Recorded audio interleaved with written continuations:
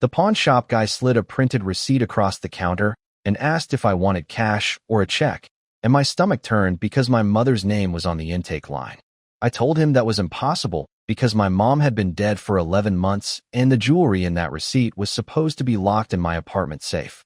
He shrugged, pointed at the signature, and said the seller showed a driver's license that matched. Then my phone buzzed with a bank alert that my brother's account had been overdrawn again. If you have siblings, you know the exact moment your brain stops making excuses and starts doing math. I walked out into the cold and called my brother, Evan, while my hands were shaking so hard I almost dropped the phone, and he answered like he'd been awake all night, voice too bright, like he'd practiced it in a mirror. I said I'm standing outside a pawn shop and I'm holding a receipt with mom's jewelry on it. And he said, "What are you talking about?" And I said her wedding band, her ruby studs, the bracelet she wore every Thanksgiving. And he went quiet long enough that I could hear a car whoosh by and my own breathing get loud. He finally said, "I can explain." And I said, "You can start by telling me how you got into my safe." And he said, "I never touched your safe." And I said, "Then how did your signature end up on paperwork with mom's name?" And his voice dropped into something tired and mean when he said, "You always loved playing executor, didn't you? When our mom got sick, she made me promise I'd keep her things together until we figured out what to do, because she didn't trust Evan with anything that could be turned into a quick fix, not after he'd run up credit cards in his early 20s and lied about it until the interest ate him alive." I didn't tell Evan that, because I didn't want to be the messenger of every ugly truth, so I turned it into a bland agreement. I said, "Sure, I'll store the jewelry and we'll talk later." And Evan nodded like a kid pretending he understood a rule he was already planning to break. After the funeral, he asked twice, then 3 times. Then he started saying it wasn't fair that I had everything, even though I kept repeating that I had nothing but a small safe and a bigger promise. And he started calling me controlling in front of our aunt like he wanted a witness.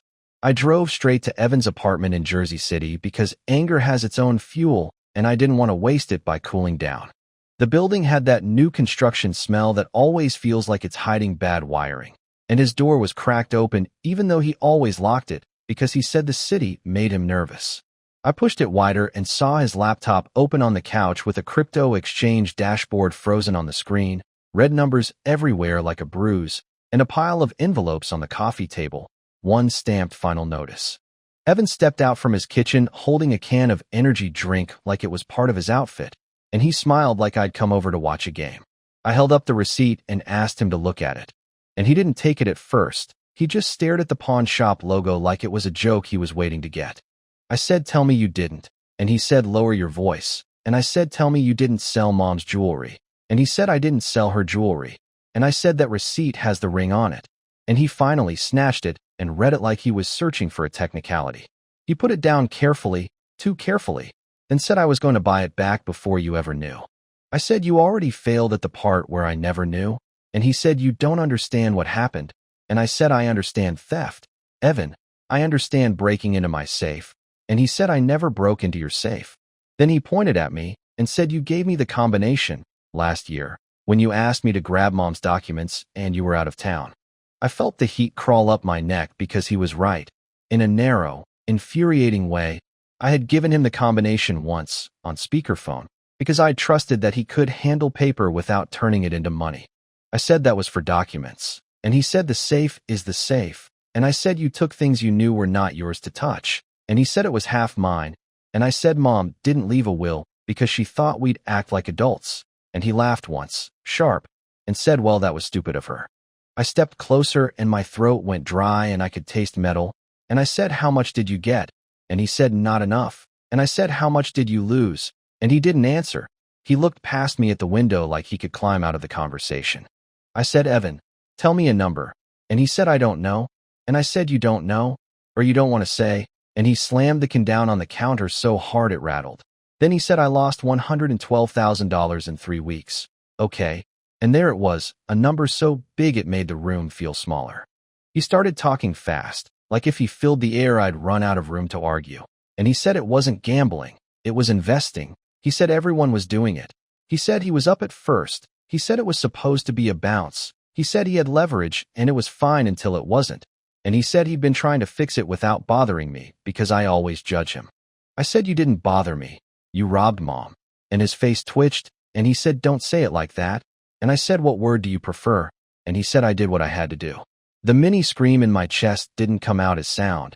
It came out as a tight laugh I hated. And I said, you did what you had to do. Like Mom's ring was a car you repossessed. Evan took a step toward me and said, if you report it, you'll ruin my life. And I said, you ruined it. You just want me to sign the paperwork. He swore he had a plan. He said he'd already moved what was left into a new coin that was about to pop. And he said he'd repay me. He said he'd buy everything back plus interest like this was a loan with a tragic backstory. I asked him where the jewelry was now. And he said the pawn shop had it in a vault and I had 30 days. And I said you had 30 days and you already spent 11 months of our grief. I left his apartment with the receipt still in my hand because I didn't trust him not to snatch it back. And in the hallway my phone rang again. Unknown number. And when I answered, a woman said she was calling from a law office and asked if I was related to Evan Miller. I said I'm his brother, and she said your brother listed you as a personal reference for a margin account application, and she asked if I could confirm his employment and income, and I felt my pulse hit my ears because Evan didn't have a margin account, not officially, and he didn't have the income to qualify unless he lied. I said I can't confirm anything, and she said thank you. Then she added one sentence, calm like weather, your brother's account is currently in default, and your name is attached to the application as a co-signer. My legs went weak, and I grabbed the stair rail, and I realized the jewelry wasn't the bottom of this. It was just the first thing that bled. I drove home and opened my safe like I was checking a wound, and the empty velvet slots looked obscene, like the safe itself had been embarrassed. I pulled out the manila folder where I'd kept Mom's hospital paperwork and the death certificate copies and the small stack of handwritten notes she'd left for both of us, and I found a new sheet tucked in the back that I had never seen.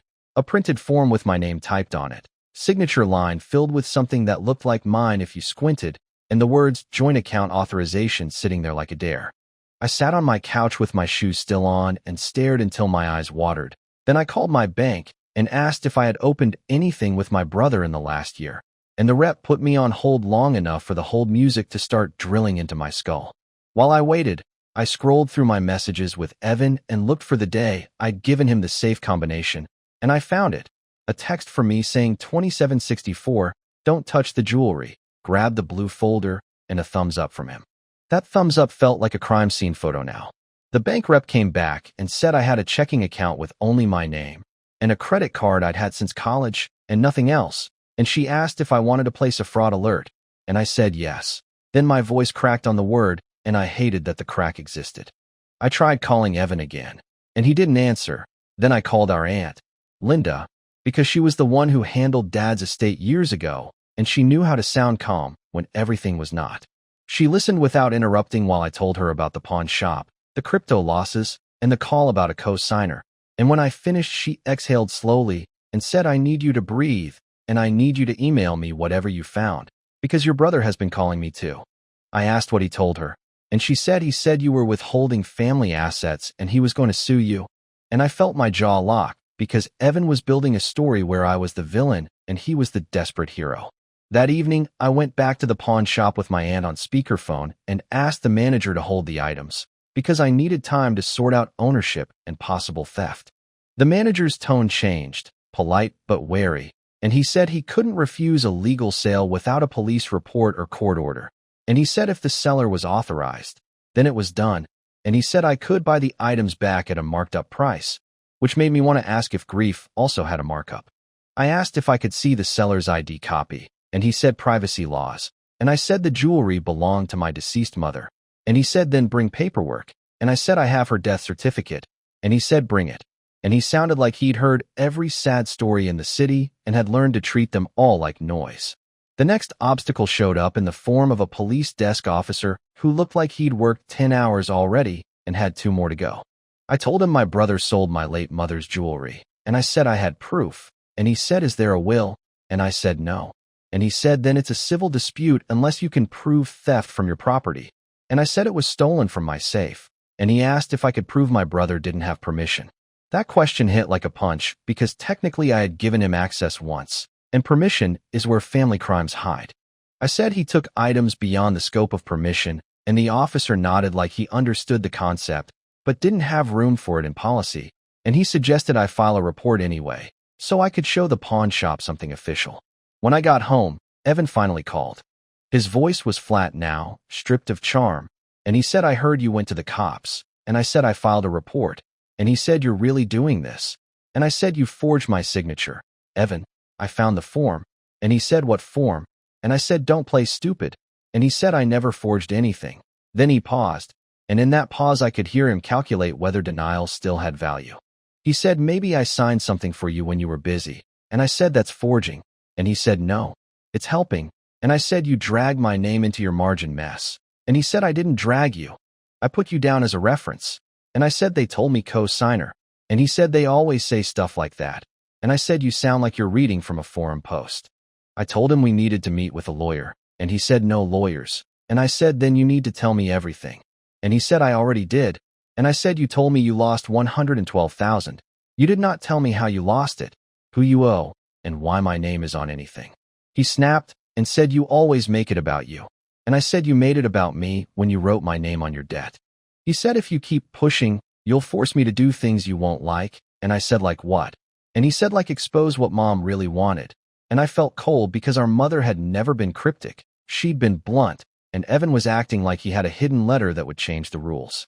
2 days later, Linda called me back and said she met Evan for coffee because he begged her, and she said he showed her a screenshot of a wallet balance and said he could recover everything with one more push. And she said he asked her for a loan against her home equity line, and she said she refused, and he told her she was choosing you over him. She said he cried in public in a way that made people stare.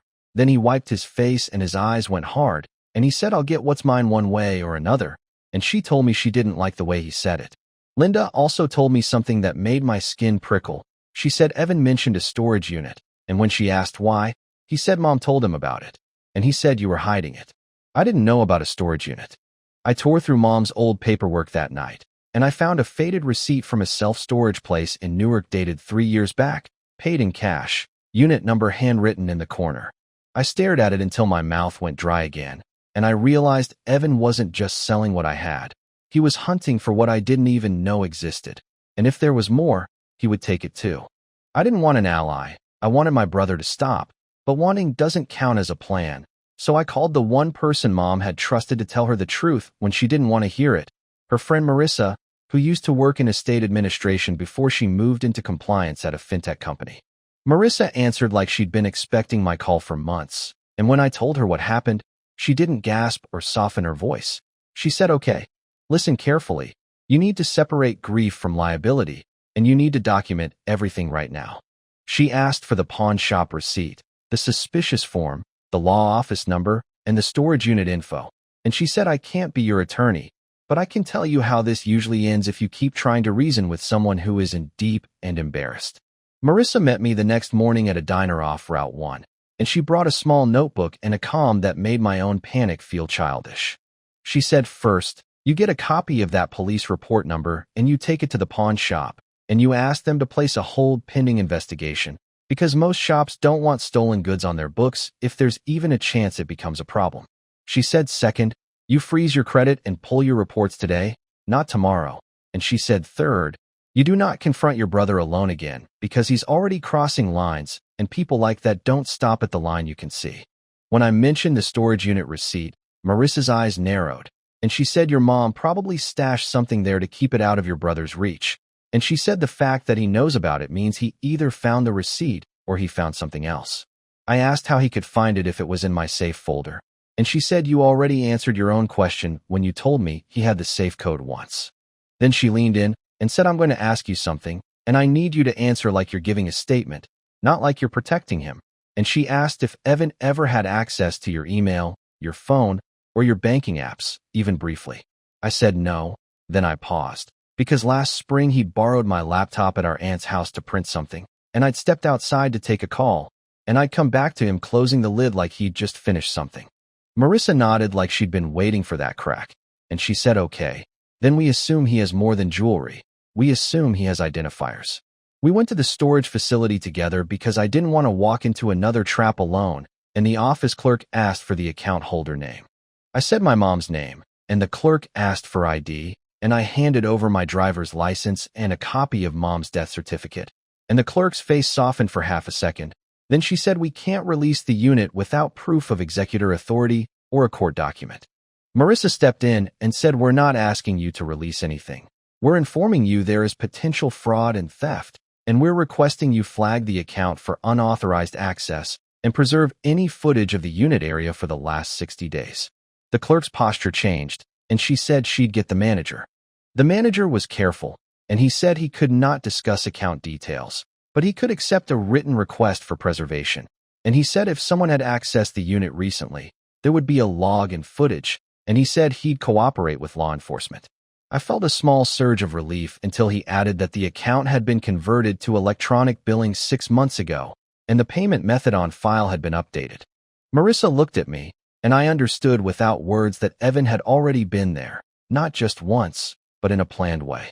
On the way back to the car, my phone lit up with a notification from one of the credit bureaus, a hard inquiry, and my stomach flipped again because I had just frozen my credit an hour earlier.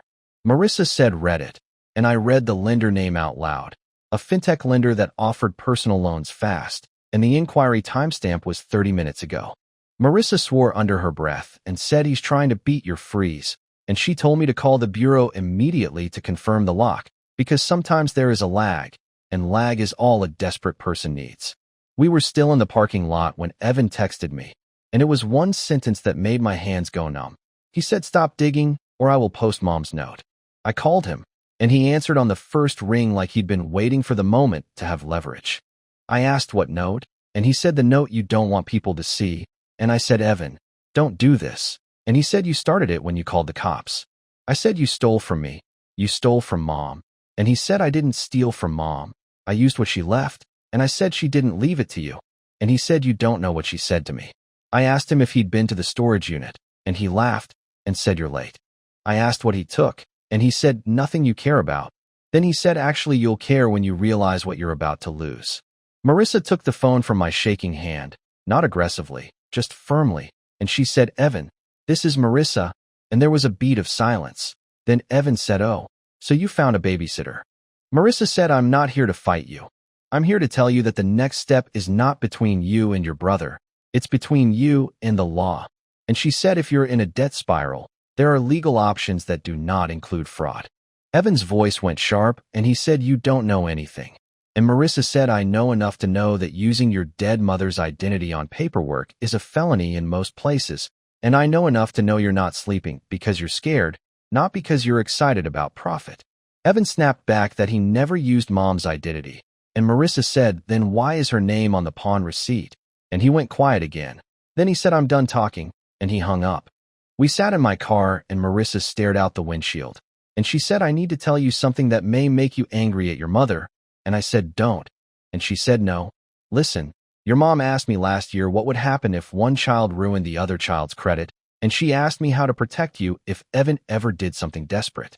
I felt my throat tighten, and I could see Mom sitting at her kitchen table, bald from chemo, trying to talk like everything was normal while she quietly prepared for the worst. Marissa said your mom didn't want you to carry that fear, so she didn't tell you everything she did, and she said there's probably a reason there's a storage unit and a reason she paid cash. That was the turning point, because it meant Mom had predicted this, which meant Evan had already shown her who he was long before I admitted it, and the anger I'd been aiming at Evan spread wider, into the space where family loyalty used to sit. The biggest challenge wasn't the pawn shop or the storage unit. It was the moment I realized Evan didn't see himself as a thief. He saw himself as a guy who was owed a reset, and people who believe they're owed will burn you without feeling guilt. Marissa helped me file an identity theft report online, helped me pull my full credit reports, and there it was, a personal loan application using my social security number, my old employer name, and a fake income statement that was almost funny because it was so inflated. There was also a second application under Mom's name, with her old address and a phone number that wasn't hers, and my chest tightened so hard I had to stand up and pace my living room because it felt like Evan had dragged her body back into the world just to use it as collateral. I went to the pawn shop with my police report number and a copy of Mom's death certificate and asked the manager again for a hold, and this time I didn't plead. I spoke like I was reading from a policy. I said the goods were likely stolen from my residence. I said the seller is my brother who had limited permission to access documents. not valuables. I said the items include a wedding band that I can identify by a chip in the underside that came from a repair in 2009, and the manager's eyes narrowed because specificity changes everything. He said he needed something from a detective, and I said the report is filed and the detective assignment is pending. And he said that could take weeks, and I said then you should decide whether you want to risk selling stolen goods in the meantime. He made a call. Then he told me he would place a temporary hold for 72 hours as a courtesy, and he said after that, if there was no official request, the items could be sold. 72 hours is nothing when your brother is actively torching your life. That night I got an email from an address I didn't recognize. Subject line Mom wanted this, and my hands went cold as I clicked it. The email contained a photo of a handwritten note, Mom's handwriting, and the note said, Jason, if you are reading this, then Evan has already made you furious, and I need you to stop and think before you destroy him, because he is sick in a way pride will not let him admit. I felt my eyes burn as I read, because it was her voice, direct and tired, and the note continued. It said, I love you both. I do not excuse what he might do, but I ask you to keep one door open for him to get help. And it said the jewelry is not worth your future. Protect yourself first, then decide what mercy looks like. The photo cut off at the bottom, like someone had cropped out the rest on purpose. Evan had it, a note I'd never seen, and he had weaponized it in the exact way Mom had feared, turning her compassion into a leash around my neck. I sat at my kitchen table with the laptop open, and I kept rereading the line about destroying him, and my jaw clenched because reporting his crimes would look like destruction to him, and probably to some family members, even though he was the one detonating everything. Marissa came over and I showed her the email, and she went very still. Then she said that means he has access to a stash of your mother's private papers, and she said the cropped bottom is not an accident. He's controlling your emotions the same way he tried to control the market. She asked if I wanted to see the full note if it existed somewhere, and I said yes. And she said then we go to the storage unit with a court order, because otherwise we stay in his game.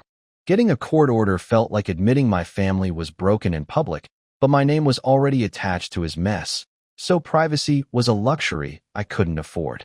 Marissa connected me with an attorney she trusted, a woman named Priya Desai, who listened to my story without making that sympathetic face people make when they want to be kind, but also want you to stop talking. Priya asked for timelines, documents, and the police report, and when I showed her the forged joint authorization form, she didn't blink. She said we'll subpoena records, and she said we'll request a preservation order for the storage footage, and she said we'll send a demand letter to the pawn shop to maintain the hold pending investigation. She also said something that landed hard. She said you need to prepare for your brother to claim you're abusing him, because that's what people do when they get cornered. They turn consequences into persecution. The decisive move came faster than I expected, because Evan showed up at my apartment before the court paperwork was even filed, and he wasn't alone. He had a man with him I didn't recognize, tall, neat haircut, clothes too clean for someone who wasn't trying to look official, and Evan introduced him as Vince. Then he said Vince helped him with his investments. Vince didn't offer a handshake. He just scanned my place like he was checking for cameras. Evan said we can settle this right now, and I said you can start by leaving, and Evan's face tightened, and he said you're being dramatic. Then Vince spoke in a calm voice and said, Jason, we all want the same thing. We want to fix the situation so no one has to involve law enforcement. I felt the room tilt because I'd read enough to know what that line meant. It meant they were here to scare me into backing off. I said the police are already involved, and Evan's eyes flashed, and he said then you're forcing my hand. Vince pulled out his phone and showed me a screen with my apartment building address and unit number on it, and he said people make mistakes when they panic, and he said you seem like a smart guy. Don't make a mistake that follows you. I could feel my pulse in my fingertips, and I forced myself to breathe through my nose like Priya had told me, slow, deliberate, so my voice didn't wobble. I said, Evan, leave, and Vince smiled a little and said we can make your life inconvenient. Then he said we can make your employer curious, we can make your landlord curious, we can make your credit score curious, and Evan washed my face like he wanted to see me fold. I didn't scream, I didn't lunge, I did something boring. I walked to my kitchen counter, picked up my phone, and said I'm calling 911 because 2 men are in my home threatening me. And I said my brother is involved in an identity theft investigation, and I said I want officers here now. Evan's mouth opened like he couldn't believe I'd choose a public scene, and Vince's smile vanished as he realized I wasn't negotiating. Evan hissed that I was insane. Then he grabbed Vince's arm like he suddenly remembered he was supposed to protect the guy who was supposed to protect him, and they backed out fast, Evan still talking, saying you're going to regret this, and Vince saying nothing, which scared me more than Evan's noise. The police arrived, took statements, and they asked if I wanted to press trespass, and I said yes. And I watched Evan's face when the officer told him he needed to leave and not return, and for the first time I saw fear on him that wasn't financial, it was legal. Everything seemed like it might still collapse anyway, because even with reports and lawyers, consequences move slow, and Evan had already proven he could move faster than systems. But when Priya got the storage facility footage preserved and the access log subpoenaed, the truth finally stopped being a family argument and became a record. A week later, Priya called me and said the storage unit had been accessed with a code change that traced back to an email address created under my mother's name after her death. And she said the access log showed Evan entering twice, once at 7:12 a.m. on a Tuesday, and once at 9:48 p.m. on a Saturday, and she said in the Saturday footage he was carrying a long duffel bag that looked heavy. Priya said the facility also kept a copy of the ID used for the recent account update, and it was a printed fake with Mom's name and Evan's photo, and I sat down so fast I hit the edge of my coffee table with my shin and didn't even feel it at first. We got a court order to open the unit, and I stood outside it with Priya, Marissa, and a facility manager, and when the roll-up door rattled open, I felt like I was about to meet a version of my mother that none of us wanted. Inside were plastic bins labeled in Mom's handwriting, taxes, photos, medical, and one bin labeled for Jason and Evan. There was also a small fire safe with a combination lock taped to it, and next to it, on the dusty concrete floor, was an empty slot where something larger had been, a shadow line like a missing piece. We opened the bins first and found the rest of Mom's note, not cropped, folded in an envelope addressed to me and Evan together. The missing bottom lines were the ones Evan didn't want me to see, because Mom had written, "Evan, if you are reading this alone, then you are doing exactly what you promised me you would not do, and you need to stop pretending this is about money, because it is about control, and I refuse to be your excuse." She wrote that she had moved some valuables to a secure place that required both of us to access, and she wrote that she had done it because Evan had asked her for the jewelry while she was still alive, and she had said no, and he had gotten angry enough that she'd felt unsafe. Reading that made my throat tighten in a way that wasn't just grief, it was rage at myself for not seeing it sooner. The fire safe contained a small pouch with 2 rings that were not on the pawn receipt, a plain gold band Dad had worn, and a small signet ring that had been in the family, and it also contained a bank key and a folded paper with a safe deposit box number. The missing larger item, the one that had left the dust shadow, was a locked jewelry case that Mom had kept in her closet for years, the one with the higher value pieces she rarely wore. Evan had taken it, probably the Saturday night, probably while telling himself he'd repay it all.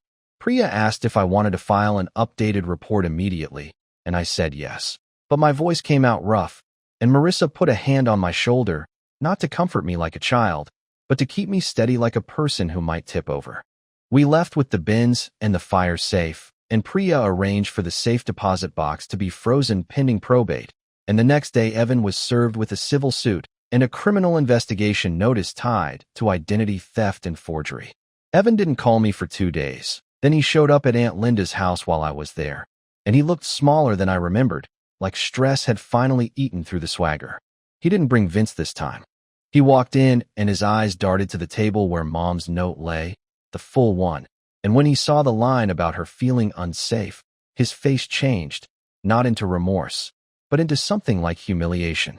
He said she wrote that, and I said she did, and he said she lied, and Linda snapped that she didn't lie on paper, she was too careful for that, and Evan's eyes flashed, and he said of course you'd take his side. I asked Evan where the jewelry case was, and he swallowed and said it's gone, and I said gone where? And he said I sold it, and I said to who? And he said you think I kept names, and I said you sold Mom's last safety net to strangers. Evan's hands shook, and he said I was going to lose everything.